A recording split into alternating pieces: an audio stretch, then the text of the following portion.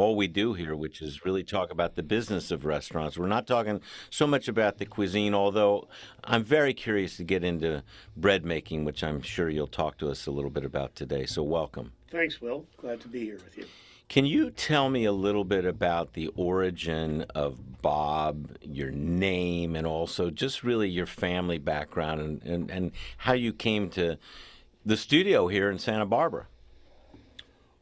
Well, okay, let me think about that question.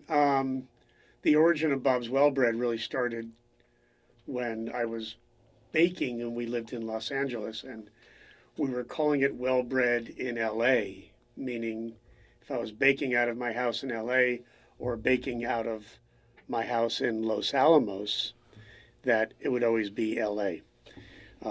We morphed that out into Bob's Well Bread ultimately, just because it had a better feeling about it. Well, what got you into this? Because your history is not related to the food business and the restaurant business. No, not at all. My history was really in the entertainment business. I was most recently head of worldwide marketing for Sony Pictures Television, launching TV shows all over the world, but primarily responsible for shows like Seinfeld and Dr. Oz and soaps and game shows, Wheel of Fortune and Jeopardy, things like that. And I was downsized out of my position at Sony about now 12 years ago, in 2010, 2011. And I started baking because we had a wood-fired oven in our backyard in Hancock Park. And just one thing led to another. And I started making bread from the Tartine cookbook by Chad Robertson. And that really resonated with me. And I started giving the bread away to people, and they loved it. And I decided that life didn't need to be about doing the entire life of the same exact thing. So I went to San Francisco and studied at the San Francisco Baking Institute over a couple of years' time there. Concurrently started working on a business plan to create a bakery and cafe and what was that going to entail. And had to talk my wife into moving from Los Angeles up to the Central Coast to actually complete this. Well, going back to the beginning, you came to California, or were you a native Californian, or did you? No, I'm a native New Yorker. Grew up out So on you're a transplant. Yep, grew up on Long Island, or as we say, Long Long Island. Island.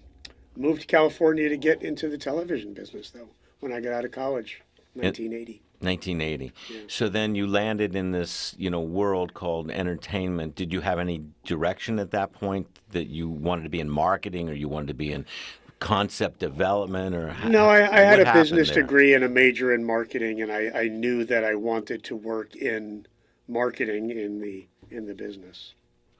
And where did that initially take you as a grunt? I mean, when you first got in. As a grunt, it took me to NBC, where I was training to be a unit manager, which is really more of a financial liaison between the network and the shows that got produced there. So I was collecting and balancing costs for shows like The Tonight Show and Days of Our Lives and anything that was shot on the sound stages at the network. But that really wasn't my passion. I wasn't an accounting major. It doesn't sound to me It like wasn't it's too my thing, granular for. but it just got Yeah. me into the business, and I networked around a lot, which is how I met somebody that worked for Norman Lear, and I got an interview there to be manager of advertising and promotion, working on, this is 1980, 81-ish, working on all the classic Norman Lear situation comedies. So you're in your young 20s, your early 20s, and you Yes, land that's this. kind, thank you. Okay, well, I mean, you were a youngster, I was young. but you landed someplace really cool. I landed How's a that? dream job that was great, and I stayed with that organization until Norman and his partners sold what was then called Embassy Communications, because they had purchased Avco Embassy Pictures along the way, and they changed the name of the company to Embassy Television. But they sold the company to the Coca-Cola company, which at the time owned Columbia Pictures. And that was TriStar That also? was Columbia TriStar at the Got it. time, right? So Embassy got subsumed into this larger organization. Thinking that I was going to be out of a job, I jumped and went to Paramount Pictures to work in their TV division. But actually, what ended up happening was the Embassy executives took over the Columbia executives. So, maybe I should have stayed. I don't know.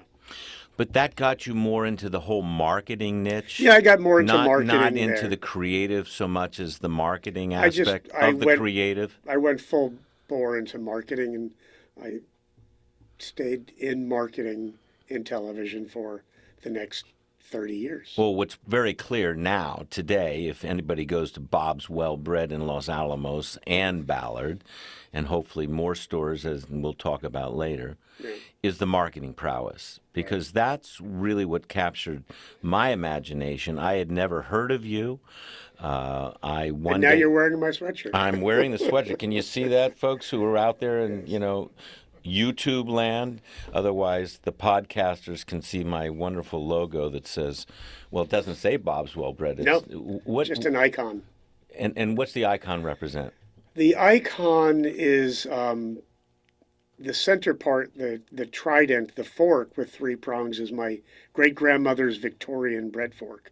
She came over from Russia at the end of the 19th century with her brothers and sisters, and this was part of her flatware pattern. It was a bread fork that was used to serve yourself a piece of bread or a dinner roll when the platter came around. So you pierced it and put it on your plate.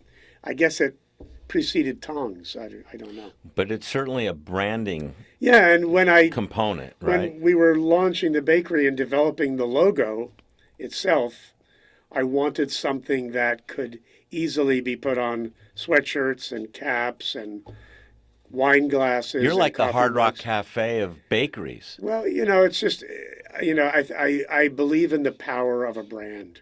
And that's your marketing background, yes. getting right back to where you started. Yes, getting back to where I started. And you've reinvented yourself now as this extraordinary baker. I mean, do you think of yourself as a baker, or is there someone else on your team that's, quote, the baker? I've got a head baker named Scott Smith who's been with me for the last 5 or 6 years, and he's amazing. And What's his background? his background is baking. I mean, he's been in bakeries for probably 25 plus years. How'd you find him?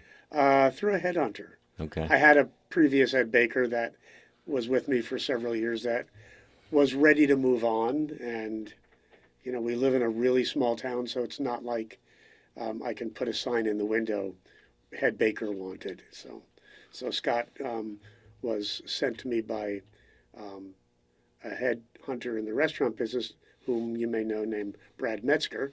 Yes. And We might have Brad on the show one day Okay. talking about, I'll phone in. No, but Brad had the merits of Brad had headhunting actually in the given restaurant me business. my second head baker, who lasted for several years, and then got me Scott. My first head baker only lasted a couple of weeks because I was doing much of the baking at that time, but he was a bad person. We don't like bad people. No. We like good people. That's why I'm with Bob Oswaks. Yeah. Here we are. So, Bob, my first experience with you was traveling to my hometown of San Francisco from my new hometown, Ojai. And this was probably back in 2014 that I discovered this little town called Los Alamos on my way up to San Francisco, right off the 101, because I had heard a little bit about the food scene, which was starting to sprout up, Yeah. and this place called Bob's Well Bread. So I had to go into that spot, and lo and behold, it's really cool. And breakfast is extraordinary. And it's not just about the bread and the pastry, except it is about the bread and the pastry. And it just blew my mind that you were lying out the door Yes. in this tiny little town. How many Yes. people live in Los Alamos? 1,000, In that range. right? But because you're right off the freeway, it's an easy on and If easy you know off. about it, you could If you blink, know about it, you could blink and you'd pass it. right? Yeah. But it's grown up in the San Ynez Valley as being a It's the go-to spot. northernmost town within the San Ynez Valley. You've got Buellton, Solvang, Ballard, San Ynez, Los Olivos, and Los Alamos. So there are these 6 towns, Los Alamos being the northernmost point right off the freeway. Everything else you get to from side streets going around the valley. So what happened? You said, I'm done with L.A., and you have a child, right? 2 children? We One have a child? grown daughter. You have a grown daughter. When we moved up to the You valley, and your wife, Jane. my wife Jane, yes. So we bought a house in Los Alamos, of all places, about 20 years ago. I'd gotten Oh, this guy's a forerunner, folks. I'm telling you. no, we'd gotten a sizable bonus for Seinfeld, and I just said, let's buy a little. Oh, a little place. show called Seinfeld that you were involved with. Right. Oh, okay. And we set out to look for a little weekend house, not thinking about Los Alamos, but we kept seeing this little Victorian farmhouse on a half an acre in Los Alamos, and every time we go wine tasting, the flyer would still be in the real estate office window. So one time I just called the real estate agent and said, "Can I get to see that house?" And she goes, "You know where Los Alamos is?" And I said, "No." And it was really just one exit beyond Los Olivos on the freeway. So we drove up there one day and saw the house, and the owner was a sort of garagiste winemaker, and Garagiste. Now, I'm a lay guy. Garagiste. French for very small production, and this is Like 10 bottles. yeah. Well, he had his 2-car garage filled with Got it. barrels. It was a hobby. Yeah, there's a festival called the Garagiste Festival, which is about small batch winemakers, really. Garagiste Festival. My French is getting better. Okay, go ahead. But anyway, we started doing some barrel samplings in his garage. What's not to sample, right? And next thing you know, we'd bought a house. So, And it's all good history. ploy on his part. But. So then you're in Los Alamos. Yeah, it was just a weekend place. We'd go on weekends for many, many years. You had no thought that you were going to be doing any business here. No. And at the time, Los Alamos was this sleepy little town with tumbleweeds going down the street. It was before Bell's, before Bell Street Farm, before Flatbread, before Casa Dumet's, before These the are all Skyview. big name places Before now. everything that is now part of this destination of Los Alamos, there was nothing but a cute little house in a sleepy little town. So you're going back and forth between L.A. and Los Alamos. Right. But over the years, things came into town. Clark Staub started Full of Life Flatbread. Sonia came in with Casa Dumet's, and Jesper was at Cafe Quackenbush, and there was, Cafe Quackenbush. Cafe Quackenbush was there for many years, breakfast and lunch place. Were there enough people to support these new endeavors?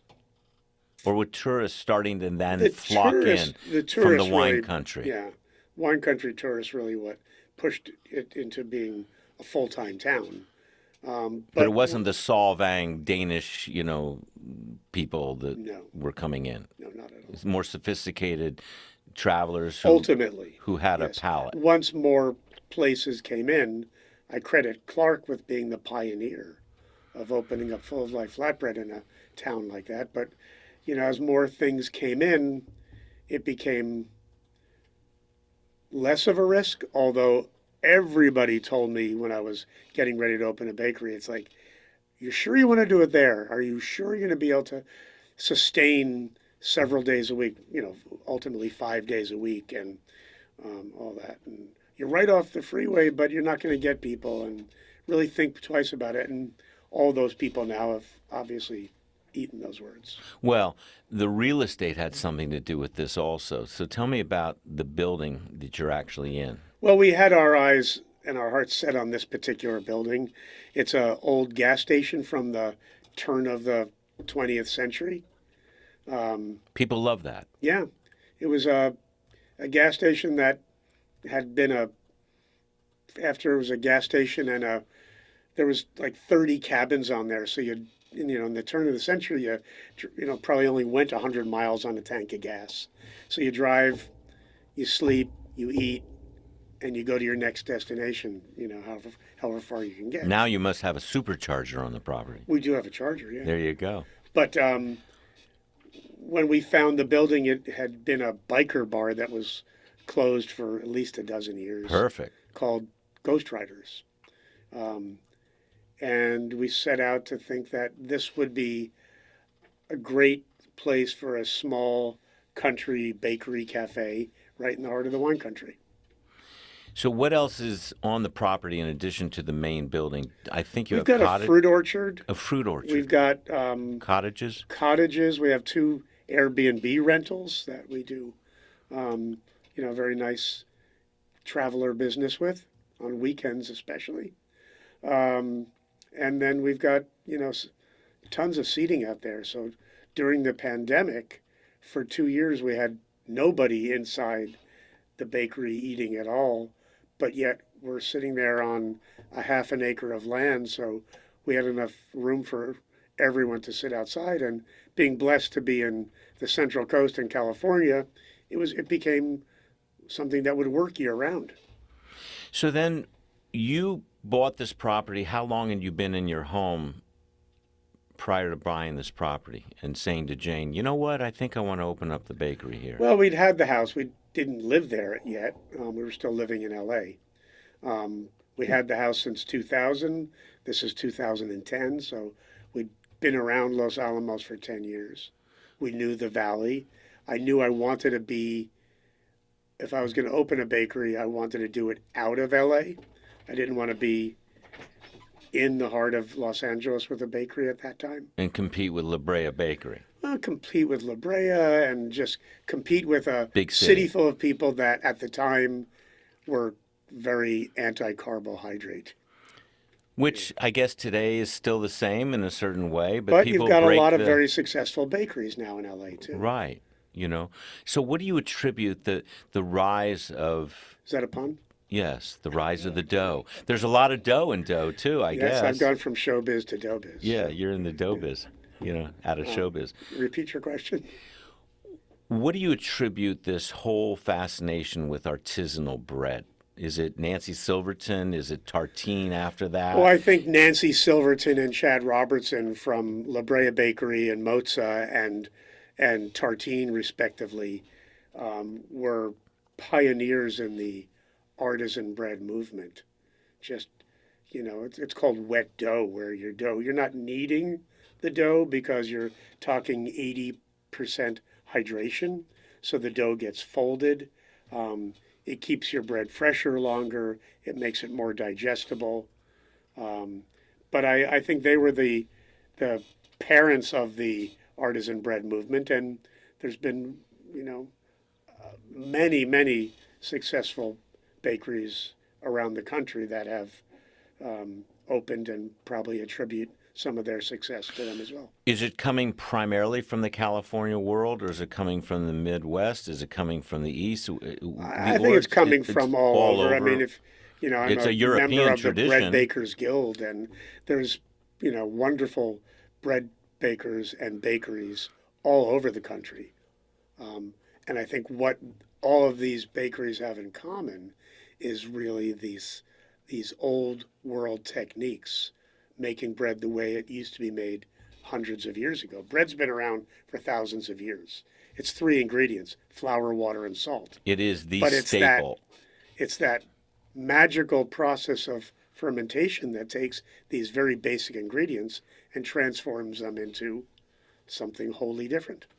I'm getting the high sign from Dr. D, so we're going to go to commercial, in a second. Ostensibly, what I want to know, though, is how this organization really came to be, and we're going to explore that right after we take a break here. We'll be right back with Bob Oswaks from Bob's Well Bread. I'm Will Knox on Mr. Restaurant. Thank you. Stay tuned, folks. All right, you're clear. Ready for the next one? Give me a second here. Where are we going with this one? We're going to go into primarily the bakery, the day in the life, the organization, and in the last. So I want you to actually show is that bread there, or is that These are some pastries. products? You These know, are all pastries. all pastries.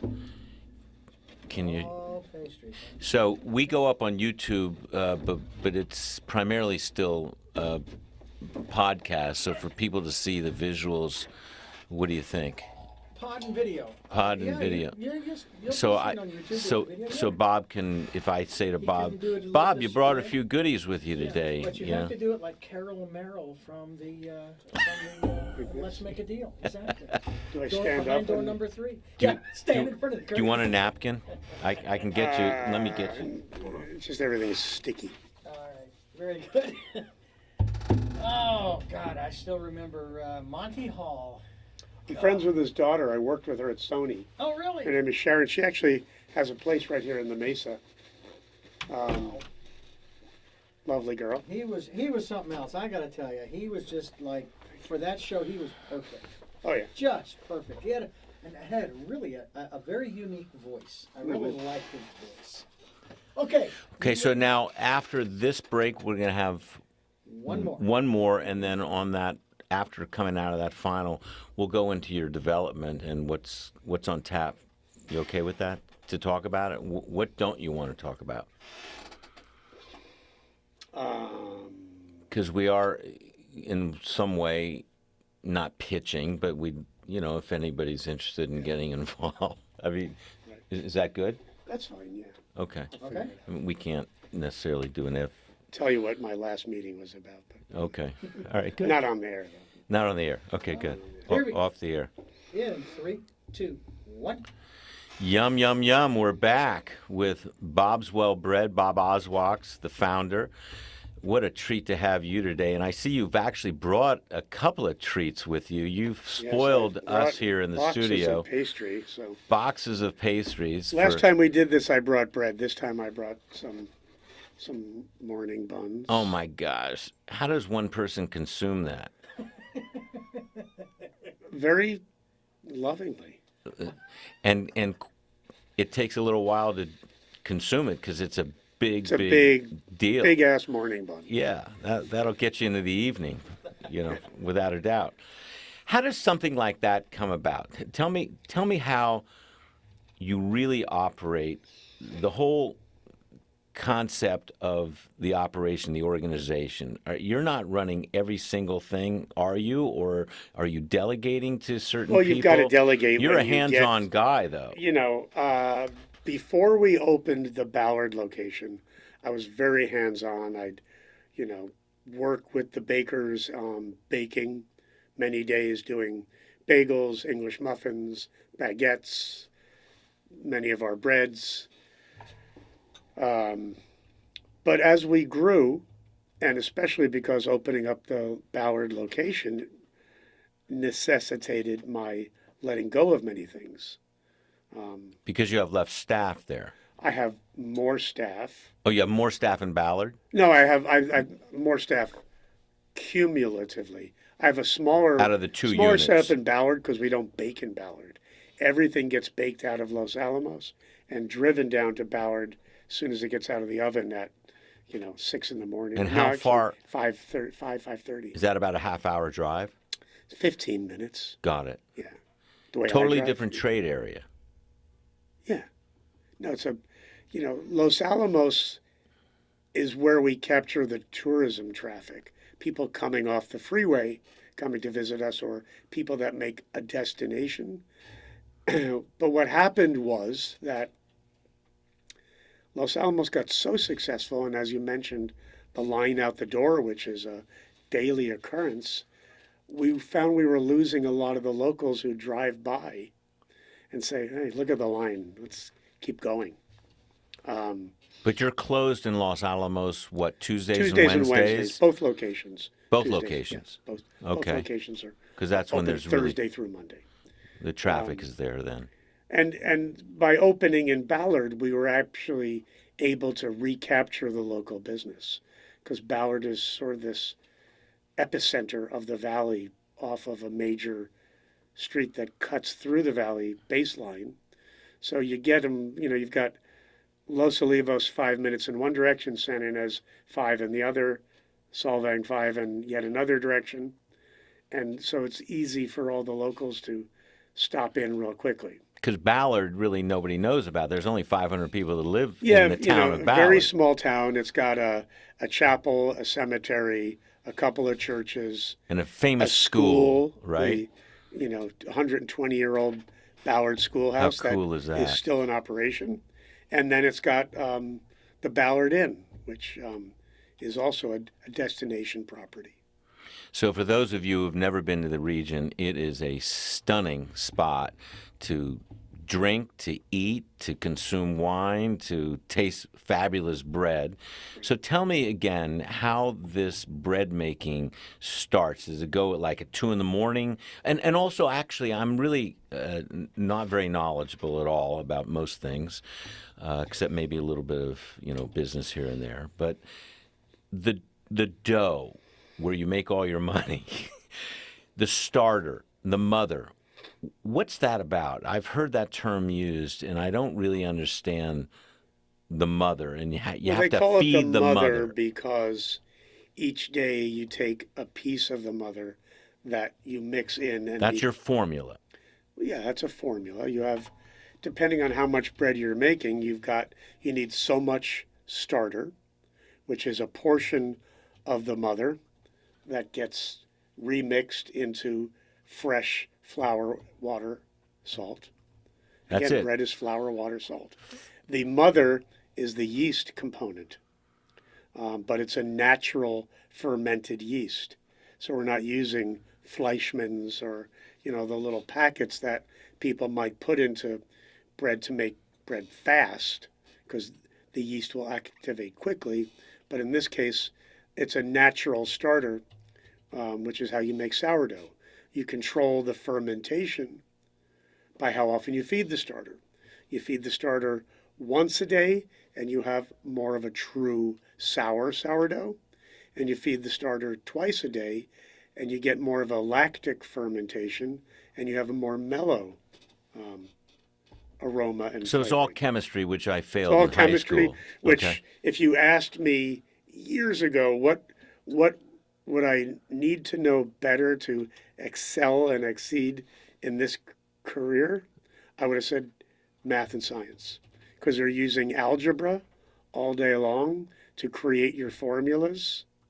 And, depending on how much bread you're making on a given day, you need to increase your ingredients or decrease them, depending on if we have wholesale or special events, or what do we need for the business to run.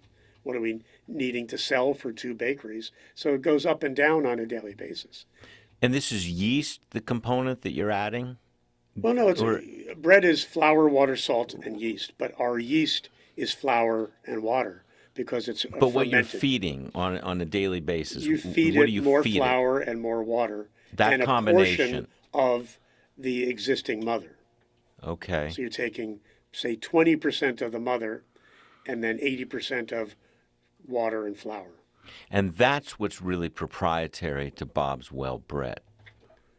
Well, again, bread's been made for thousands of years. Yes, but you have a certain formula. But people flock to your bread because not just the presentation of the plates, which is your marketing prowess, but now you're telling me deep down you've become a chemist. Yeah, well, it's about the chemistry, understanding fermentation. Happens at 74 to 76 degrees. So you have to be constantly aware of changes in your environment. In the summer, when it's hot, you're having to actually cool your dough down. So, your flour is your flour.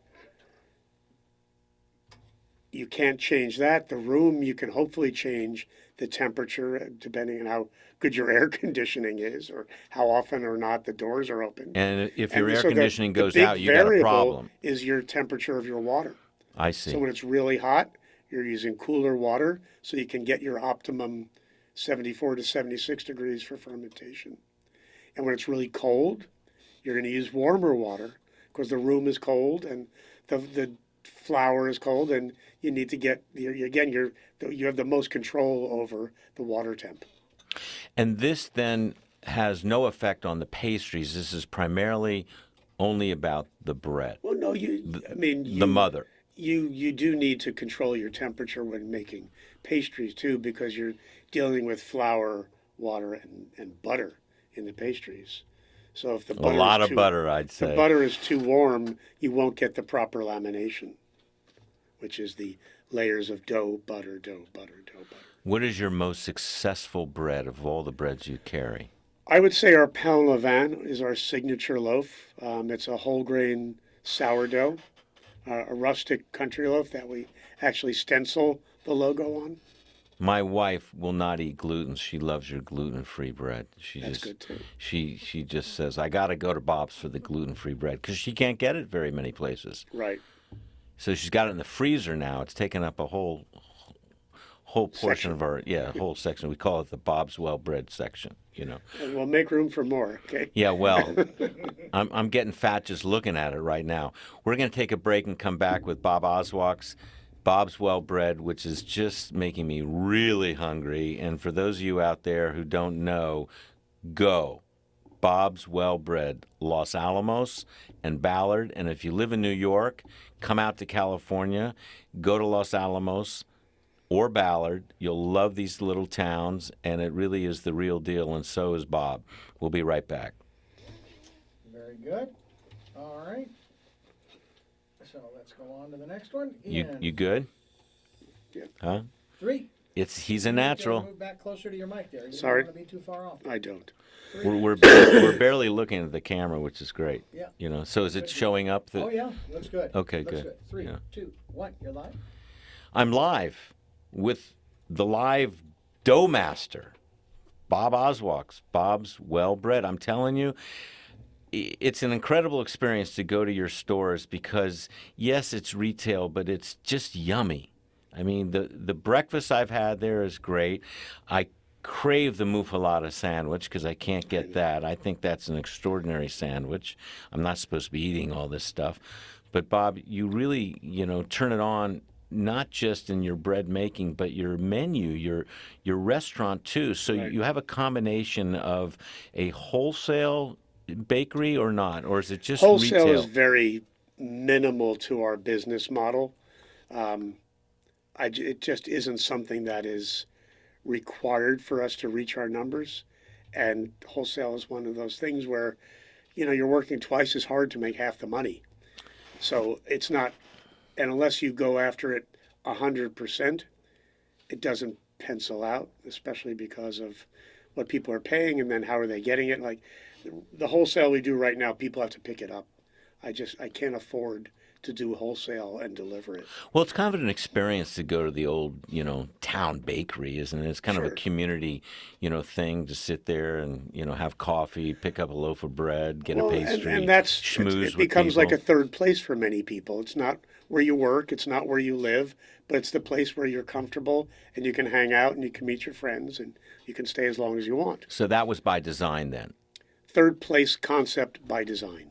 So this is back to your marketing prowess, not Yes. your prowess as a bread maker, but your thinking on this Mm-hmm. whole idea of what does Los Alamos need? It needs a third place, a destination, a neighborhood spot. Right. Like Starbucks would meet me at Like Bob's. Cheers or Got it. yeah, So you've been able to successfully do that in 2 locations. in 2 locations. Do you have a master plan to take it into more? That's a lot of work It's a lot of work and a lot of money. and it requires a lot of money and it requires a lot of expertise. I'm really lucky that this business has worked on so many levels. On the level of a bakery, on the level of a cafe, on the level of a third place in 2 locations. It's And charisma. I'm not someone You've- who grew you've- up in hospitality. I understand that, but I think the thing that drew me to it was there was a charismatic aspect, not necessarily to you, Oh, thank you. but the brand. It somehow you're a great looking guy. I love your glasses, by the way. But ostensibly, the fact that your spot became a draw. People were talking about it. The best advertising is that word of mouth, right? Yeah. And people were talking about it very early on, which is a tribute to your charisma as an operator. Thank you. I mean, truly,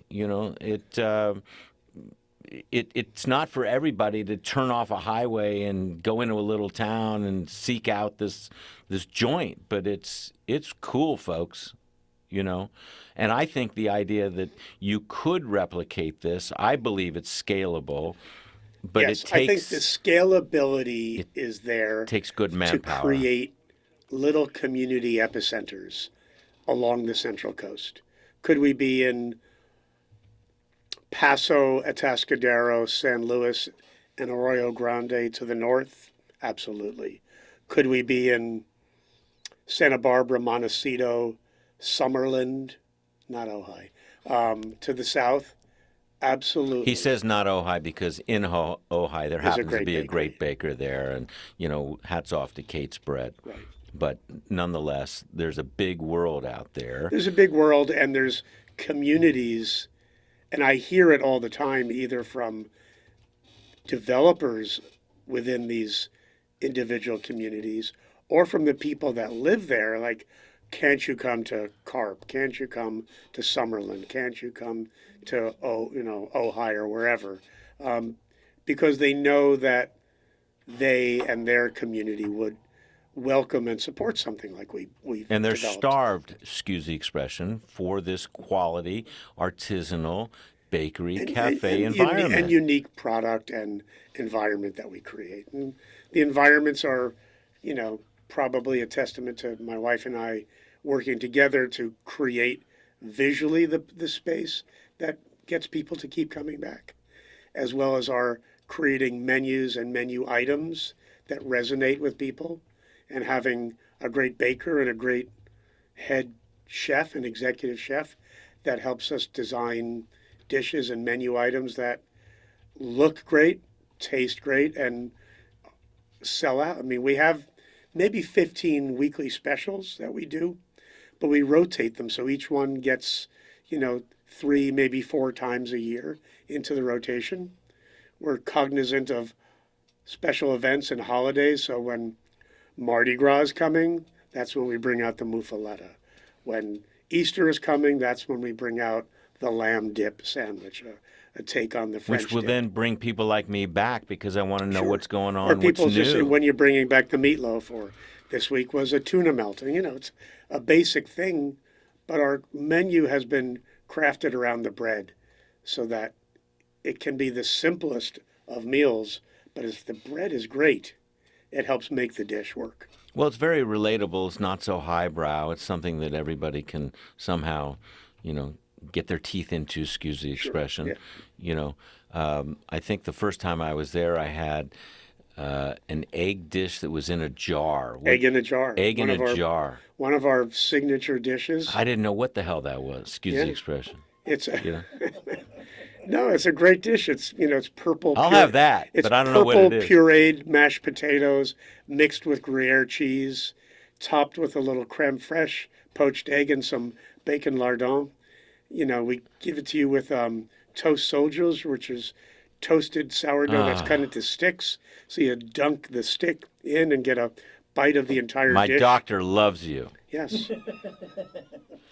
Well, I actually love you. I must say, as a person, as a person who's really kind of reinvented himself in an extraordinary way. And Dr. D is telling me we got to go out in, 2 minutes? 1 minute? Just a break. Just 1 minute break, and then we'll come back after that. All right, well, then I guess we're going to break, and we're going to finish it up with Bob Oswaks and Bob's Well Bred. There's more to talk about, Bob, so stay tuned. Okay. Clear, and this will be our final segment. Yeah, plenty. So what do we got, 5 minutes more? We got more than that if you want. I'll tell you what. Let me load this. We're still going I to keep talk. looking at the clock and realize it's not working. Nah, it's But that Yeah. clock is right. Twice WKRP. Twice. He's more exact on his I watch. Okay. Yeah. All right. Thank you for coming in the studio. You're welcome. This is great. All right. So what do we got? I would say I'll give you 10 minutes. Well, we're going to talk still a little bit about the development. Is there anything particularly you'd like to discuss? Not really. Okay. No. All right. He does this all the time. He's kind of, you know, And then when you get into it, it's like he's a regular. Comes Well, out. well, it just comes out because we're just schmoozing here. All right, here we go. 3, 2, 1. Okay, for our final entry here with Bob Oswaks and Bob's Well Bred. Bob, again, thank you for being here. It's just My pleasure. a real pleasure for me, and I'm looking at all these goodies that I'm going to get into, and my wife's going to say, "No, you're not." Well, she'll let me on a little Eat them on the way home. graduate. Yeah, she'll never even know, will she? Just You know, crumbs. just the crumbs. You know. Speaking of wives, your wife, who I've not met, Jane, has been an inspiration to you. Is that correct? Of course, yes. And in this operation, was her background culinary? No, neither of us have a background in hospitality or the restaurant industry, but we've been avid food and wine enthusiasts always.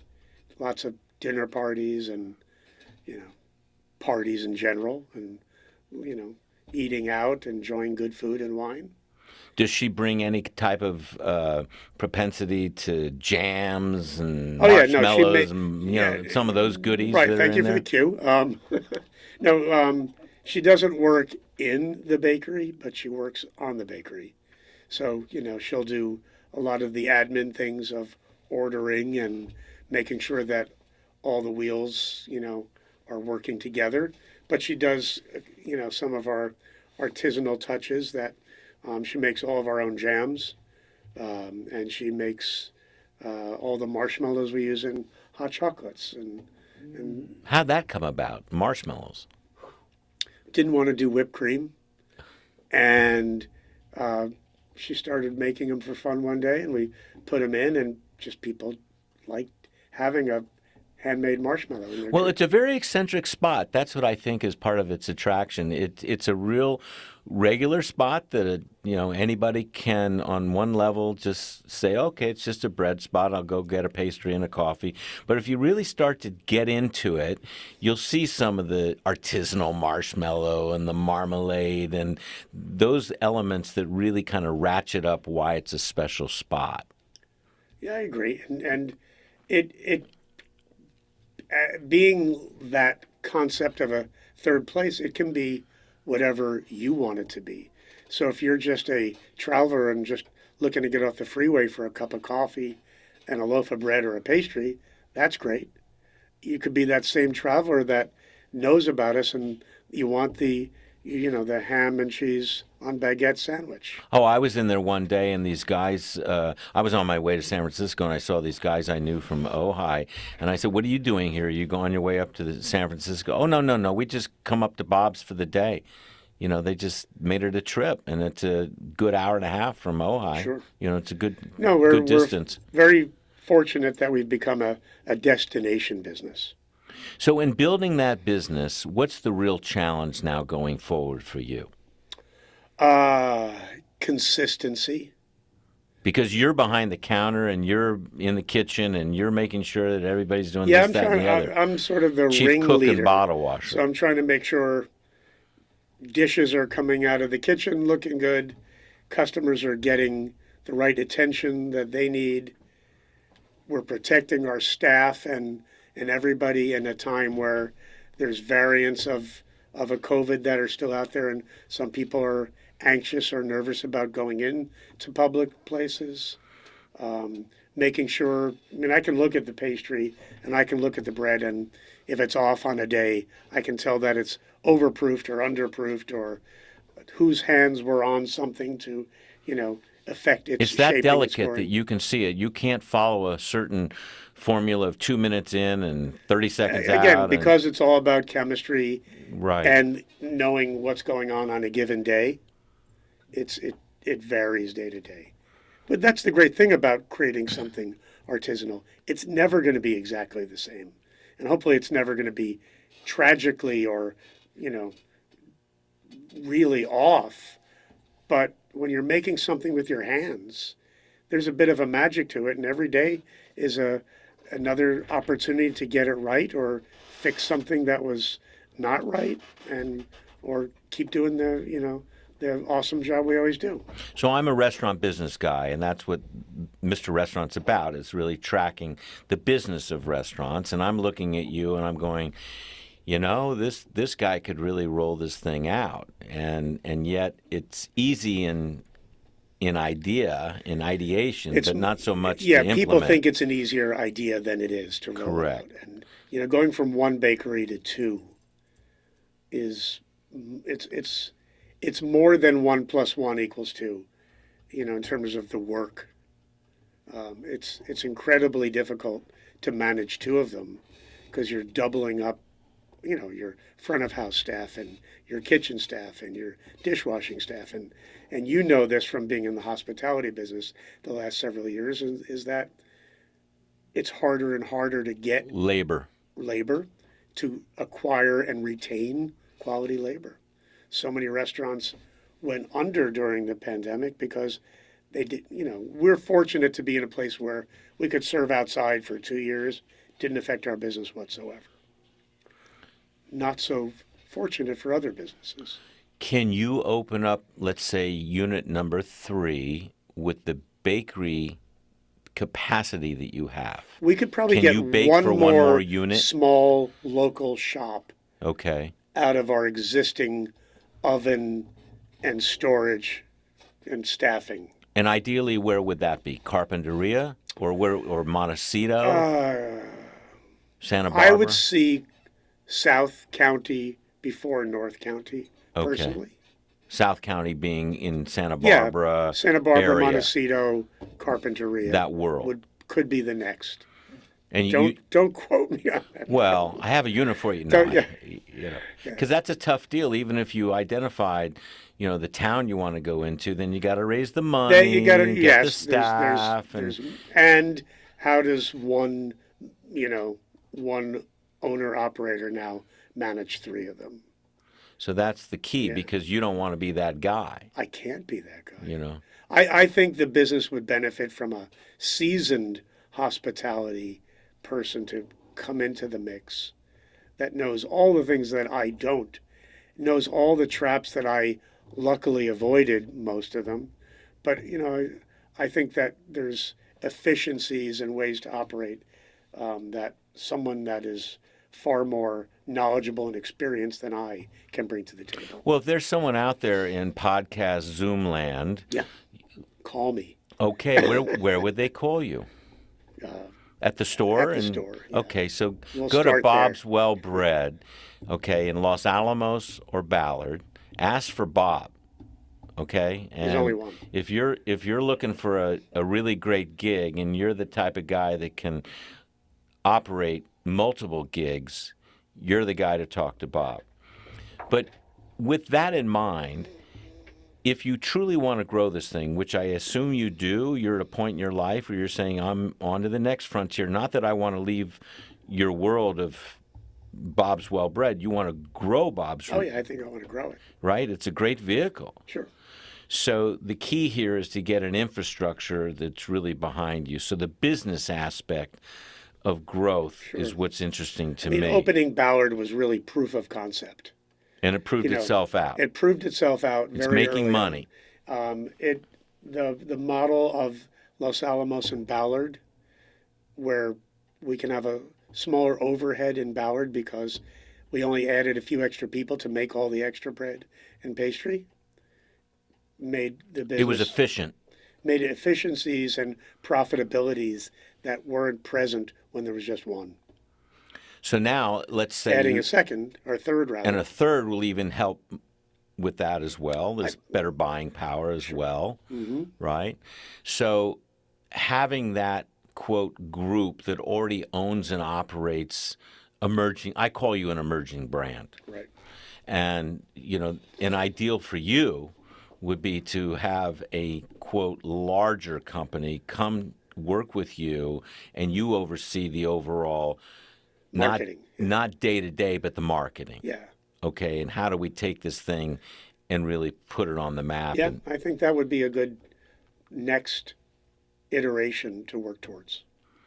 Is there a business plan for this already? Or is Yes. it in your mind? I've got some things written down. You do. Yeah. Okay. So, again, if I'm that type of business on the lookout for an emerging brand in the artisanal bakery cafe, I'm not a wholesale guy Right. or gal, but I'm really a company that's on the lookout to have a unique point of view on the artisanal bakery business. Then, again, they should be in contact Sure. with you, Absolutely. because I think it's a really wonderful, scalable store. I think you could open up in San Francisco. I think you could be in Paris. I really do. I think it's got the quality of this. Can you imagine this? Wouldn't that be great? You know, you're selling bread I back to have the a guys that customer created it. who was in Paris for 3 weeks and was emailing me every day, taking pictures of pain au chocolat, saying they're still not as good as yours. Well, I could believe that, but more importantly, wouldn't it be great to have that American idea of the Central Coast, California, go overseas? I think it's transportable. You could do it in Japan. You could do it you could do it anywhere. You can't, but you need the infrastructure behind you that could. So I certainly wish you well Thank you. on that endeavor, and I think you're certainly capable. And, you know, if you had any one person to thank in the business, who would that be? In the bakery business? Well, just yes, that got you into this business, that inspired you. How about that? I would Who would say be I your would thank inspiration? Norman Lear, Norman Lear. who I worked for earliest in my career. Who Now we're back to the beginning. back to the beginning, but he phoned when I left Sony when he heard that I was gone, and he's like, "How long have you been doing this?" And I said, 30 years.